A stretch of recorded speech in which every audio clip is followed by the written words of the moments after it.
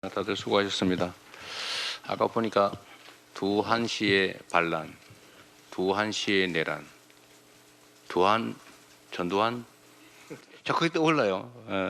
좀 웃을 일은 아닌데 우연 같긴 하지만 두한시의 반란에 대해서도 엄정한 책임을 물어야 될 것 같습니다. 회의를 마치겠습니다. 뭐 오늘 아예 대놓고 이제 관련해서 이재명 대표가 저런 비판을 현 정권에 쏟아냈어요.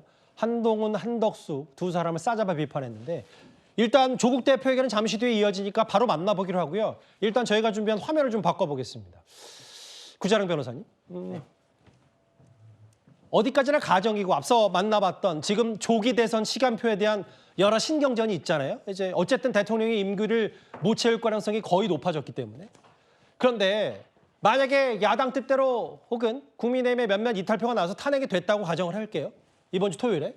그러면 한 5달 정도 지난 박근혜 전 대통령 사례를 하면 이게 이재명 대표의 공직선거법 1심 유죄, 징역 1년, 집행유예 2년, 633과 어느 정도 시점이 겹칠 수가 있는 겁니까?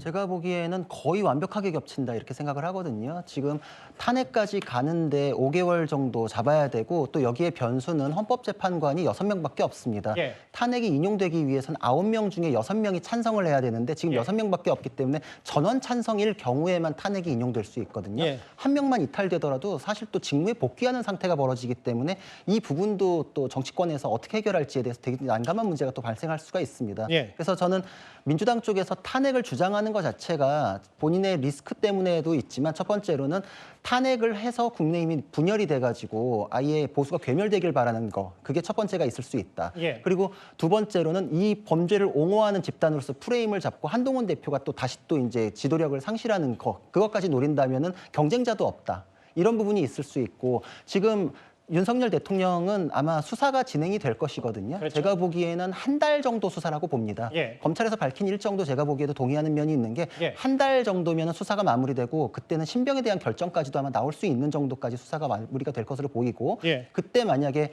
구속이 된다거나 이제 뭐 탄핵이 다시 또 그거를 계기로 해서 인용이 된다거나 그럼 이제 한 석 달 정도 이렇게 해서 전체적으로 한 넉 달 정도 저는 생각을 하는데 그러면 633 원칙에 의하면은 이재명 대표는 항소심이 3개월 내에 끝나잖아요. 예. 그러면은 항소심까지는 나 있어요. 그러니까 지금 시간과의 경쟁이기 때문에 탄핵을 밀어붙이고 윤석열 대통령에 대한 형사사건을 밀어붙이는 동안에 아마 제가 보기엔 병행해서 이재명 대표는 본인 사건은 아마 미루려고 할 겁니다. 조국 대표도 지금 대법원 선거도 미루자고 하고 있잖아요. 근데 이재명 대표가 잠시만요. 그러니까 잠깐 좀 중요한 거라서 거의 이제 구자령 변호사 해석과 전망은 탄핵이 만약에 진행되면 거의 동타이밍이라는 거잖아요. 시청말로. 그렇죠, 그렇죠. 동타이밍인데 그럼 이재명 대표가 633으로 정해진 그것도 가뜩이나 뭐 2년 넘게 이뤄졌던 1심인데 여기서 이재명 대표가 더 미룰 수가 있는 거예요?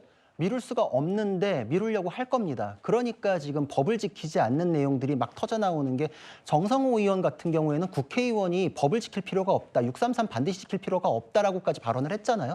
그게 법에서 국회의원들이 반드시 지켜야 한다라고 법을 만들어 놓고 이제 와서 지키지 말자라는 거는 이재명 방탄밖에는 알겠습니다. 이유를 찾을 수가 없죠. 그렇기 때문에 우리가 여기서 한가 대비해서 보는 건 국민의힘에서는 지금 질서 있는 퇴진에 대해서 얘기를 하는데 그 안에는 대통령과 국민의힘 마찬가지로 수사에 충실히 협조하겠다는 메시지를 냈습니다. 예. 지금 아마 소환 통보가 오면 윤석열 대통령께서는 국법 질서에 따르고 예. 그에 따라서 소환에 응하실 거예요. 예. 그럼 그거는 순리대로 진행이 될 텐데 그 타이밍에 과연 이재명 대표의 항소심에 미루려는 시도가 있을지 없을지 그걸 같이 비교해 주십사. 그것도 이제 같이 어떤 쪽이 법을 지키고 질서 있는 퇴진을 위해서 국민을 위해서 노력하고 있는지를 비교하는 포인트가 될 수 있다 생각합니다. 근데 이제 이재명 대표가 이제 내년 상반기 만약에 예정대로라면 정상적인 시간표로라면 대법 판단까지 마무리될 수 있어. 거의 비슷한 시점이다.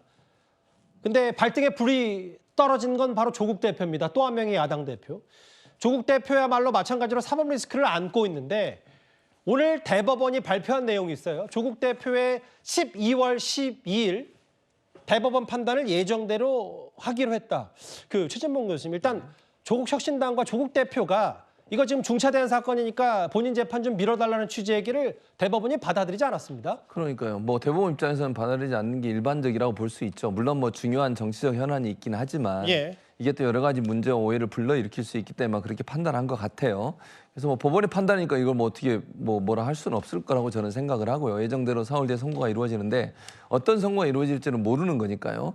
저는 양측이 다 지금 상고를 한 거잖아요. 그러니까 검찰 측에서도 사실은 상고를 했고 조국 지금 대표 측에서 상고를 했으니까 둘 중에 하나라도 만약에 이제 파기가 돼서 다시 내려오게 되면 시간이 좀 더 걸릴 것 같고요. 예. 또 12일 날 어떤 선고가 나올지 알 수 없는 거니까 지금으로서는 예견해서 뭐라고 얘기할 수는 없는 거라고 보여지고 다만 대부분은 아마도 이런 여러 가지 상황 때문에 미룰 경우에 여러 가지 논란이 될 수 있고 예. 또 다른 어떤 문제가 발생할 수 있다는 것 때문에 아마도 예정대로 선고를 하겠다 이렇게 밝힌 게 아닌가 그렇게 생각합니다.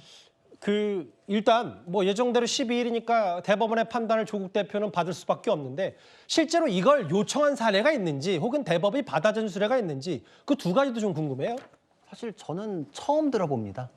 이런 게 연기 사유가 될 수도 없고 그리고 대법원 판결은 법률심이기 때문에 서류 재판을 하거든요. 예. 피고인의 출석 의무 자체도 없어요. 그날 선고날에 가지 않아도 되기 때문에 자신이 하는 일이 중요하기 때문에 선고기일을 미뤄달라. 결국은 그거거든요.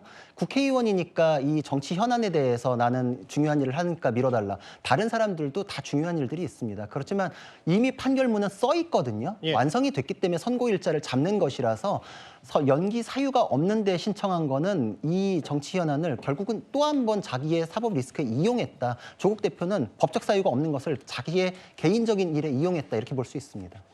12월 12일입니다. 조국 대표의 대법원 최종 판단. 3일 뒤에 일단 대법원은 시간표대로 예정대로 한다고 했는데요.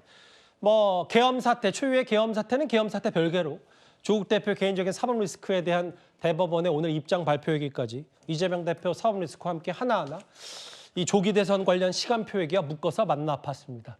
다음 주제는 이 얘기를 해봐야 될 것 같습니다. 지금까지는 정치적 주제, 국민의힘 내부 상황을 쭉 만나봤다면 법적 얘기 혹은 계엄 사태 전말도 하나하나 따져봐야 될 것 같습니다.